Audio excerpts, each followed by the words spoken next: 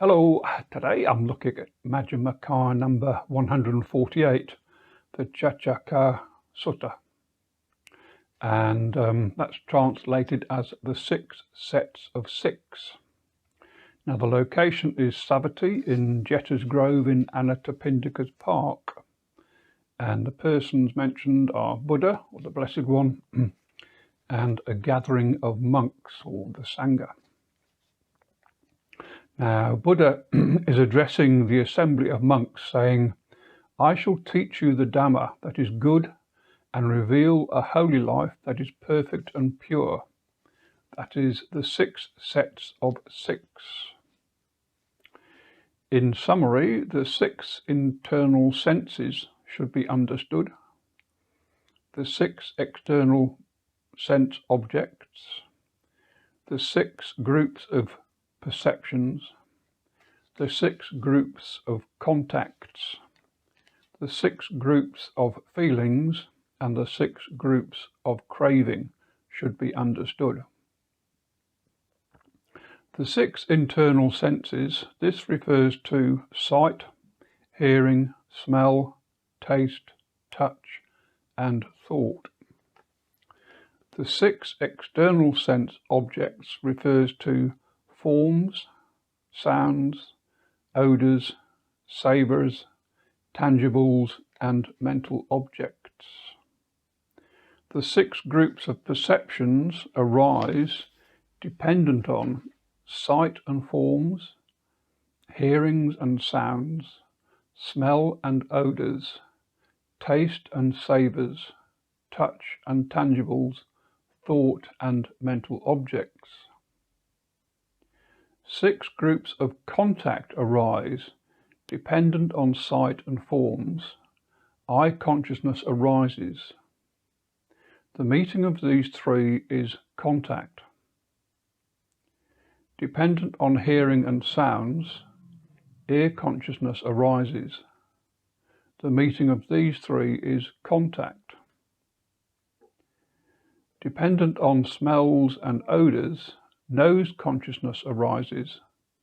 The meeting of these 3 is contact. Dependent on touch and tangibles, body consciousness arises. The meeting of these 3 is contact. Dependent on thought and mental objects, mind consciousness arises. The meeting of these 3 is contact. This is how the 6 groups of contact should be understood. Then there are 6 groups of feelings.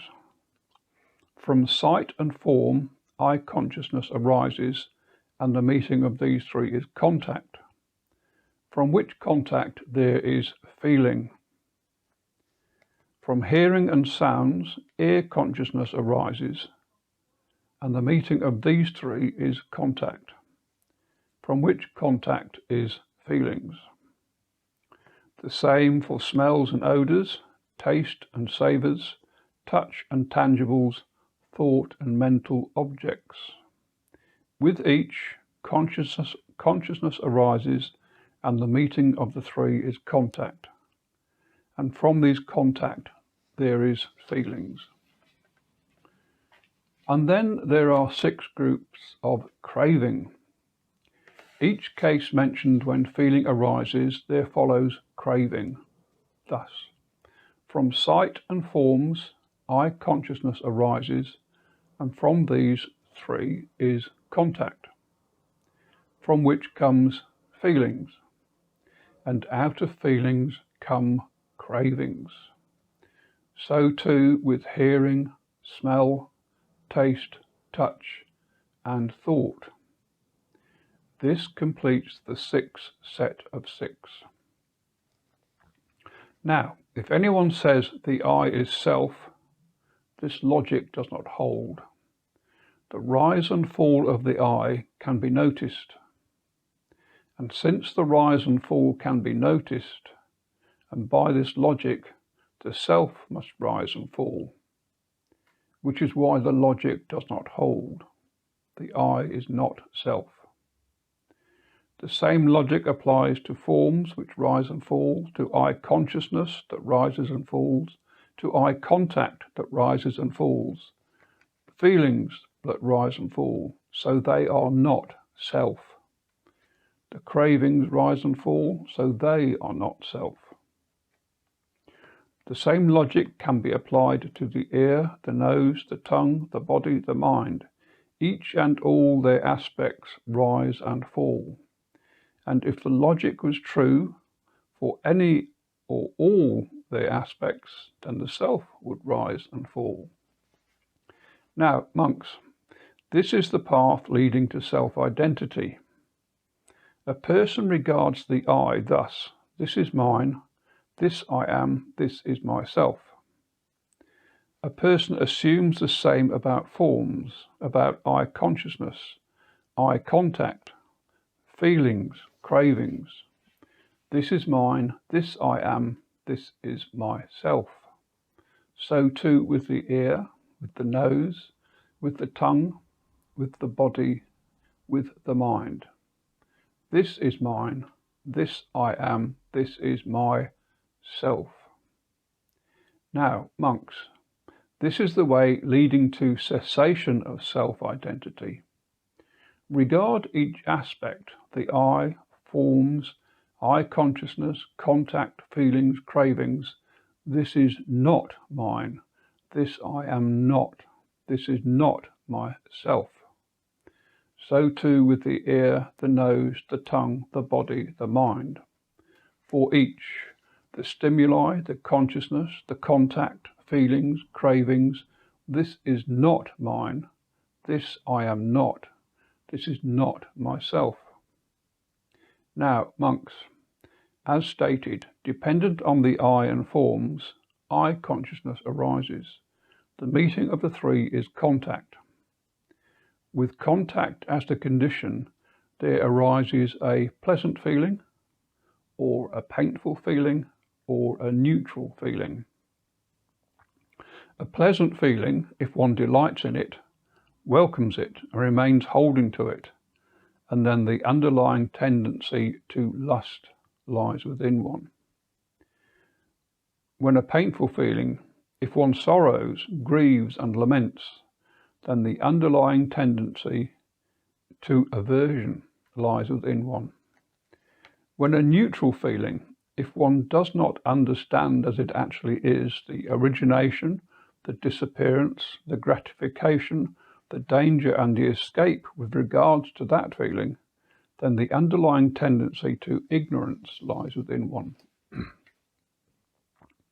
Monks, that one will here and now make an end to discontent without abandoning the underlying tendency to lust for pleasant feelings, without abolishing the underlying tendency to aversion towards painful feeling, without rooting out the underlying tendency to ignorance in regards to neutral feeling, without abandoning ignorance and arousing true knowledge, this is impossible. So it's quite a long sentence, that, so I try to summarize it as follows. It is impossible to make an end to discontent unless one abandons the underlying tendency to lust for pleasant feelings, the underlying tendency to aversion towards painful feelings, and the underlying tendency to ignorance towards neutral feelings. So Buddha goes on, the remedy. Monks, dependent on the I and forms, I consciousness arises. The meeting of the three is contact. With contact as the condition, there arises a pleasant feeling, a painful feeling, or a neutral feeling. If one is touched by a pleasant feeling, if one does not delight in it, welcome it and remain holding on to it, then the underlying tendency to lust does not lie within one. If one is touched by a painful feeling, if one does not sorrow, grieve, lament, and become distraught, then the underlying tendency to aversion does not lie within one. If one is touched by a neutral feeling, if one understands as it actually is the origination, the disappearance, the gratification, the danger, and the escape in regard to that feeling, then the underlying tendency to ignorance does not lie within one. So, monks, by abandoning the underlying tendency to lust, aversion, and ignorance, to pleasant, painful, and neutral feelings, this would put an end to discontent and stress in the here and now. This is possible.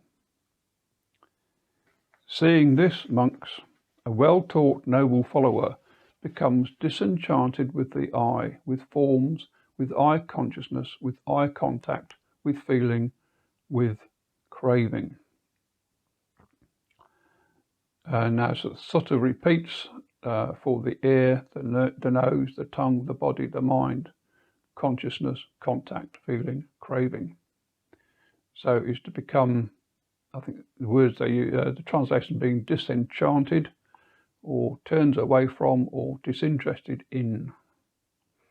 So Buddha continues, being disenchanted or disinterested, he becomes dispassionate, and through dispassion he is liberated.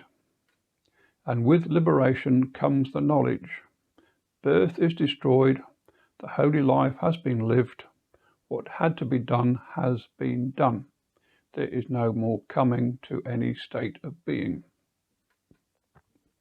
This is what the Blessed One said, and the monks were satisfied and delighted in the Blessed One's words. And while this Dhamma talk was being spoken, through not clinging, the minds of 60 monks were liberated from the taints. And so ends Majjhima Nikaya number 148, the Chachakka Sutta. Thanks for watching.